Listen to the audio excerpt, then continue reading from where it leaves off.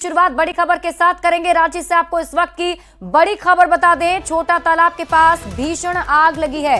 कबाड़ी की दुकान में भीषण आग लगी। आग लगने से मौके पर अफरा तफरी का माहौल बन गया। दमकल की कई गाड़ियां मौके पर मौजूद हैं और आग पर काबू पाने की कोशिशें जारी है। आग लगने की वजह अब तक साफ नहीं हो पाई है। हिंदपीढ़ी और कोतवाली की पुलिस मौके पर मौजूद है। तो बड़ी खबर आपको रांची से बता रहे हैं। न्यूज 18 संवाददाता ओम प्रकाश अधिक जानकारी के साथ जुड़ गए। ओम प्रकाश, क्या आग पर काबू पाया गया? क्या किसी के हताहत की भी खबर? जो फिलहाल बता दें कि कोतवाली थाना क्षेत्र स्थित 3 मंजिला कबाड़ी दुकान में ये आग लगी और जिसके बाद आग की लपटें काफी ऊंची उठने लगे हैं। हालांकि अब तक आग पर काबू पूरी तरह से नहीं पाया जा सका है, जिस कारण अभी भी लोग जो है वो सशंकित है। आसपास जो कई दुकानें भी मौजूद है तो कई घरें भी मौजूद है, जिस वजह से लोग भी आसपास के लोग जो है वो आग न फैले इसे लेकर तमाम कवायदें करते हुए नजर आ रहे हैं। तो दूसरी तरफ जो फायर ब्रिगेड की गाड़ियां हैं वो भी मौके पर पहुंची हुई हैं और लगातार आग पर काबू पाने का प्रयास किया जा रहा है। बता दें कि फिलहाल अब तक आग किन वजहों से लगी है ये फिलहाल स्पष्ट नहीं हो पाया है, लेकिन जिस तरह से आग की लपटें काफी तेज उठ रही हैं उससे कहीं ना कहीं आसपास के लोग सशंकित है। कबाड़ी का दुकान था, कबाड़ी के दुकान के अंदर कई ऐसे पदार्थ हैं जो कि काफी ज्वलनशील होते हैं और आसपास जो बड़ी तबाही मच सकती है, जिस वजह से तमाम लोग अभी भी भयभीत हैं और फिलहाल आग पर काबू पाने का पूरा प्रयास जो है वो फायर ब्रिगेड के कर्मी जो हैं वो कर रहे हैं। मौके पर 5 गाड़ियां जो है वो फिलहाल फायर ब्रिगेड की पहुंची हुई हैं। जी, क्या लगता है ओम प्रकाश, कितना समय लग पाएगा? और जहां पर ये आग लगी, ऐसा आप बता रहे कि आसपास बहुत सारे घर भी हैं, लोग भी रहते हैं उधर? जी बिल्कुल, आग पर काबू पाने का लगातार प्रयास किया जा रहा है, लेकिन जैसा कि बता दें कि कबाड़ी दुकान में ऐसे कई ज्वलनशील पदार्थ होते हैं कि जिसमें आग काफी तेजी से फैलता है, जिस कारण ये आग की लपटें पर जल्द काबू पाना आसान नहीं होता है। टायर हो गया या फिर ऐसे कई पदार्थ हैं जो काफी ज्वलनशील है। हालांकि आसपास के लोगों को कोई दिक्कत ना हो इसका पूरा प्रयास किया जा रहा है। ठीक है ओम प्रकाश, आप इस खबर पर नजर बनाए रखिए। शुक्रिया इस अपडेट के लिए। और अगली खबर आपको कोडरमा से बताते हैं, जहां मरकच्चो थाना क्षेत्र के पंचखेरो नदी के पास से बरामद लाश की गुत्थी सुलझ गई है। पूरा मामला हॉरर किलिंग का बताया जा रहा है। सिरकटी लाश की शिनाख्त मदन पांडे की नाबालिग बेटी के रूप में हुई। पुलिस ने कार्रवाई करते हुए आरोपी पिता और भाई को गिरफ्तार कर लिया है। पुलिस ने इस मामले में इस्तेमाल की गई जूट की बोरी, साइकिल और हथियार भी बरामद कर लिए हैं। मिली जानकारी के मुताबिक 2 फरवरी को ही नाबालिग की हत्या कर दी गई थी, जिसके बाद परिवार ने थाने में लापता होने का केस दर्ज करवा दिया था। पुलिस ने खुलासा किया है कि पहले उसके शव को सेप्टिक टैंक में दफनाया गया था, लेकिन पकड़े जाने के भय से शव का सिर काट दिया गया और फिर पंचखेरो नदी के इलाके में सुनसान इलाके में बालू में जाकर छिपा दिया गया था। बताया जा रहा है कि उसका किसी युवक से प्रेम संबंध था, जिसकी जानकारी मिलने पर पिता और भाई दोनों ने मिलकर उसकी हत्या कर दी थी। उसको शंका के आधार पर उसके बाप ने ही मारा है। आप कौन हुए? हम उनके घर के बगल का हैं। क्या नाम है? क्या शंका था? ओके, लड़की के किसी के साथ अवैध संबंध है। इसमें कौन कौन लोग शामिल थे? उनका भाई और पिताजी। और पहचान तो नहीं हो पा रहा था, लेकिन गर्दन और धड़ नहीं होने के कारण जो है स्किन भी हाथ का नहीं था, लेफ्ट हैंड का जो है हैंड ही गायब था पूरा, और सर और धड़ भी जो है वो अलग था। तो सोचा जा रहा है बहुत ही बेरहमी की तरह जो है इस तरह से हुआ है। इस तरह का चीज़ होना नहीं चाहिए था। पिता हैं और भाई हैं, दूसरा बड़ा भाई है, वो भी घटना में साक्ष्य छिपाने में संलिप्त हैं। उनके द्वारा जब पुलिस की गतिविधि बढ़ रही थी और पुलिस जो है छानबीन कर रही थी, तो पुलिस की सक्रियता को देखते हुए इन्हें लगा कि पुलिस जो है कभी भी सेप्टिक टैंक को छानबीन कर सकती है, खुदवा सकती है। तो इनके द्वारा ये दिनांक 10/11 की रात्रि में शव को जो है वहां से निकाल के सेफ्टी टैंक से और ये पंचखेरो नदी में गाड़ दिया गया था। और देवघर से आपको बड़ी खबर बता दें, शिक्षक संजय दास की हत्या का मामला, शव के साथ धरने पर बैठे हैं लोग। मौके पर स्वास्थ्य मंत्री पहुंचे। मंत्री हाफिजुल हसन ने भी इसकी जानकारी ली है और हत्यारे की जल्द गिरफ्तारी का भरोसा दिलाया है। मधुपुर में क्राइम पर रोक का वादा भी किया है। तो बड़ी खबर आपको बता रहे हैं देवघर से इस वक्त की बड़ी खबर सामने आ रही है, जहां शिक्षक की मौत के बाद से बवाल मचा हुआ है। जो लोग हैं वो सड़क पर ही शव को रखकर हंगामा कर रहे हैं। और जमशेदपुर से बड़ी खबर है, गाड़ियों से हो रहे हैं सड़क हादसे। नाराज लोगों ने इसको लेकर विरोध जताया है। पार्किंग में 30 गाड़ी के शीशे तोड़ दिए गए। मौके पर पुलिस जवान तैनात किए गए हैं। नो पार्किंग की गाड़ियों पर एक्शन की मांग की जा रही है। टेलको थाना क्षेत्र की एक घटना बताई जा रही है। तो जमशेदपुर से आपको इस वक्त की बड़ी खबर बता रहे हैं, जहां पर लोगों में काफी ज्यादा आक्रोश देखने को मिल रहा है। लोगों का कहना है कि गाड़ियों की वजह से सड़क हादसे हो रहे हैं। धनबाद में सीबीआई की टीम ने कोयला नगर स्थित उप डाकघर के पोस्टमास्टर प्रभात सिंह रंजन को घूस लेते गिरफ्तार किया गया है। जगजीवन नगर स्थित घर से पोस्टमास्टर को 30,000 रुपए रिश्वत की रकम लेते हुए रंगे हाथ दबोचा गया। बताया जा रहा है कि कर्मचारी अमन से उप डाकघर के पोस्टमास्टर ने प्रमोशन को लेकर 70,000 रुपए की मांग की थी। इसकी शिकायत सीबीआई से की गई थी। पहली किस्त की रकम के साथ आरोपी को गिरफ्तार किया गया है। और अधिक जानकारी दे रहे हैं न्यूज़ 18 संवाददाता संजय गुप्ता। धनबाद सीबीआई की टीम ने आज बड़ी कार्रवाई की है।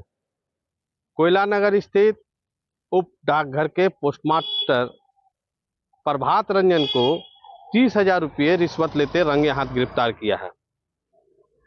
उप डाकघर के पोस्टमास्टर को उसके आवास जगजीवन नगर में सीबीआई की टीम ने 30,000 रुपये रिश्वत लेते बुधवार की रात को गिरफ्तार किया था।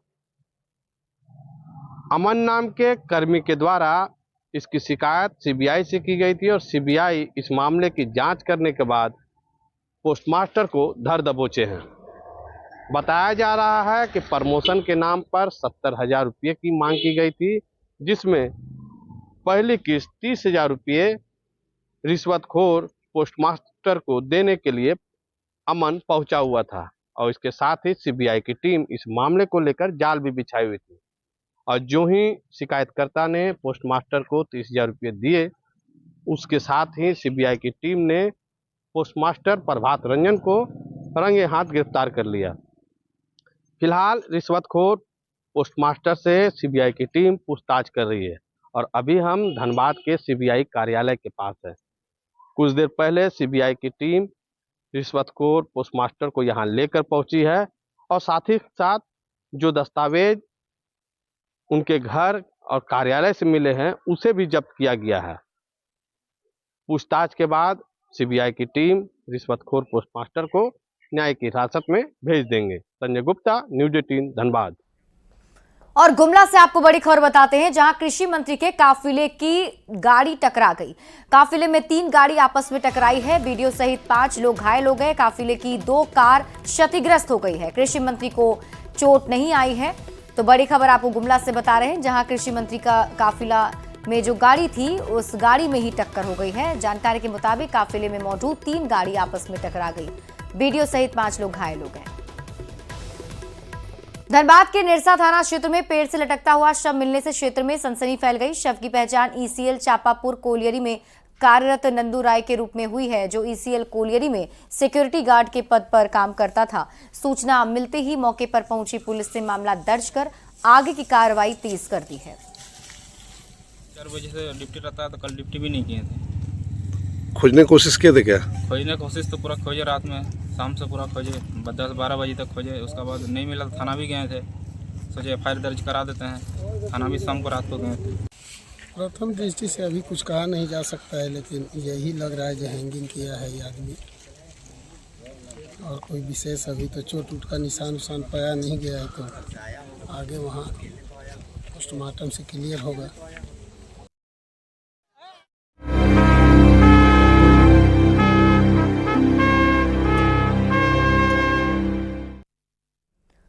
बड़े खुशकिस्मत होते हैं वो सपूत जिन्हें मां भारती देश की सेवा करते हुए अपने पास बुला लेती है। हजारीबाग के लाल कैप्टन करमजीत सिंह बख्शी ऐसे ही अमर शहीद हैं, जिनकी शहादत जम्मू कश्मीर में आईडी ब्लास्ट में हो गई। 5 मार्च को उनकी शादी थी, लेकिन इससे पहले ही वो सभी को छोड़कर चले गए। परिवार के साथ हजारीबाग के लोगों में गम है, लेकिन गर्व इस बात का कि जिले का बेटा देश की सेवा में सर्वोच्च बलिदान दे सका।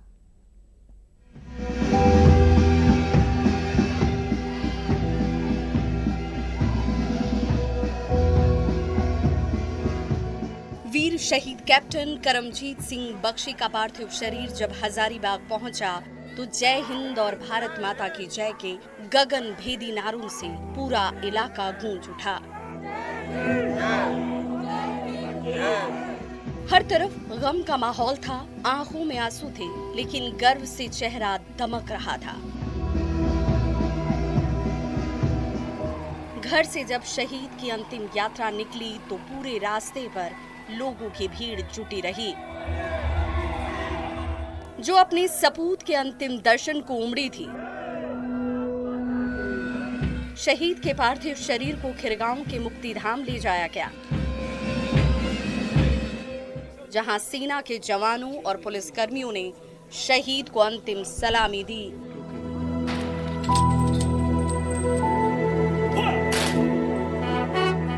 इसके बाद शहीद का पार्थिव शरीर पंच तत्वों में विलीन हो गया।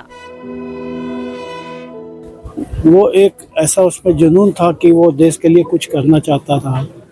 वो आज आईडी ब्लास्ट में शहीद हुआ है।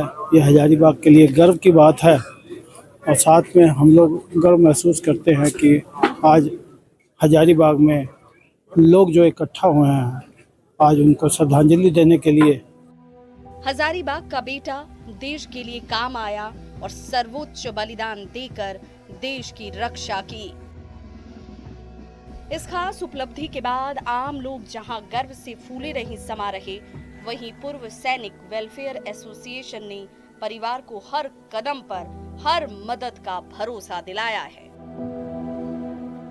हम लोग शोक संतप्त परिवार के साथ खड़े हैं। पूरी हजारीबाग की जनता उनके परिवार के साथ खड़ी है और उन्होंने एक बेटा खोया है और हम एक उनके परिवार के साथ बेटे के रूप में, भाई के रूप में ताउम्र हम लोग खड़े रहेंगे। तन समर्पित, मन समर्पित और यह जीवन समर्पित, चाहता हूं देश की धरती तुझे कुछ और भी दूं। इन्होंने चरितार्थ कर दिखाया है। पूर्व सैनिक एसोसिएशन के सभी सदस्य हमेशा साथ खड़े रहेंगे। उन्होंने एक बेटा को खोया है, हम लोग सैकड़ों बेटा जो हैं उनके साथ में हमेशा आजीवन खड़े रहेंगे। जम्मू कश्मीर के अखनूर सेक्टर में लाइन ऑफ कंट्रोल के पास आतंकियों की ओर से बिछाए गए आईईडी ब्लास्ट में हजारीबाग ने अपने सपूत को खो दिया। 5 मार्च को करमजीत की शादी तय थी, लेकिन शादी के सेहरे की जगह शहादत का साफा बांधकर करमजीत हम सबको छोड़कर चला गया। गर्व है ऐसे सपूत पर और गर्व है उस मां पर जिसने ऐसे वीर को जन्म दिया। हजारीबाग से न्यूज़ 18 के लिए संवाददाता सुशांत सोनी की रिपोर्ट।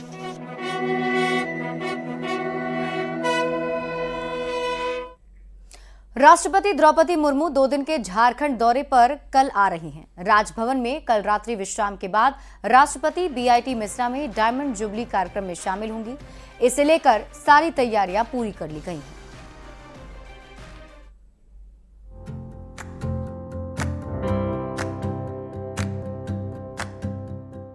ये राजभवन राष्ट्रपति द्रौपदी मुर्मू के लिए नया नहीं है। राष्ट्रपति यहाँ की एक एक ईंट से वाकिफ हैं। ये पेड़, ये पौधे, ये बगीचे, राष्ट्रपति के लिए ये सब जाना पहचाना है, क्योंकि द्रौपदी मुर्मू पूरे 6 साल यहाँ रह चुकी हैं। झारखंड का राज्यपाल रहते हुए द्रौपदी मुर्मू ने इसी राजभवन में अपने हर एक काम, हर एक दायित्व को बखूबी निभाया, जो एक बार फिर से उनके स्वागत के लिए सज धज कर तैयार है। राष्ट्रपति 14 फरवरी को झारखंड दौरे पर आ रही हैं, जहां वे रात्रि विश्राम करेंगी। राष्ट्रपति के स्वागत के लिए झारखंड के राज्यपाल भी उत्सुक दिख रहे हैं। महामहिम राष्ट्रपति का अपना जो दौरा है तो उसमें तैयारी का कोई प्रश्न नहीं है, जो व्यवस्था है वो सब करी जाती है। 14 फरवरी को राजभवन में रात्रि विश्राम के बाद राष्ट्रपति द्रौपदी मुर्मू 15 फरवरी को बीआईटी मिश्रा के डायमंड जुबली समारोह में शामिल होंगी। बीआईटी मिश्रा में शैक्षणिक उत्कृष्टता, शोध और तकनीकी नवाचार के 70 साल पूरे होने का कार्यक्रम का आयोजन किया जा रहा है, जिसकी तैयारी पूरी है।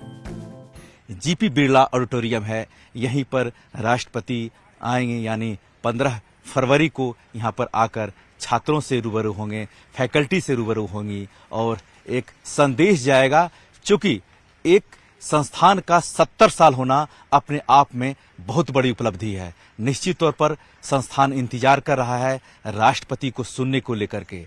ये एक अपने आप में उपलब्धि है। जिस राज्य में राज्यपाल रहने के बाद द्रौपदी मुर्मू देश के सर्वोच्च पद पर आसीन हुई, उस राज्य से राष्ट्रपति का गहरा लगाव है और हर एक खास मौके पर राष्ट्रपति झारखंड आना नहीं भूलती।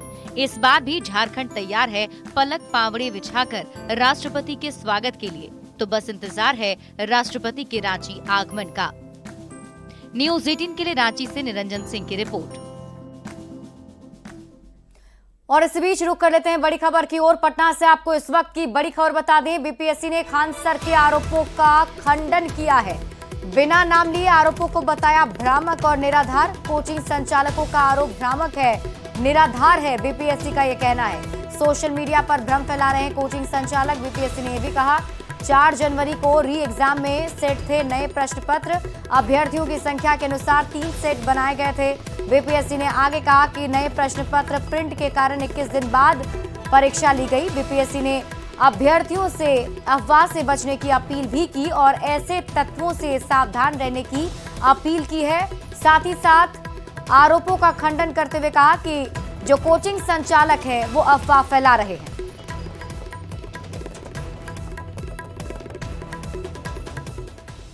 और फिलहाल इस बुलेटिन में अभी के लिए बस इतना।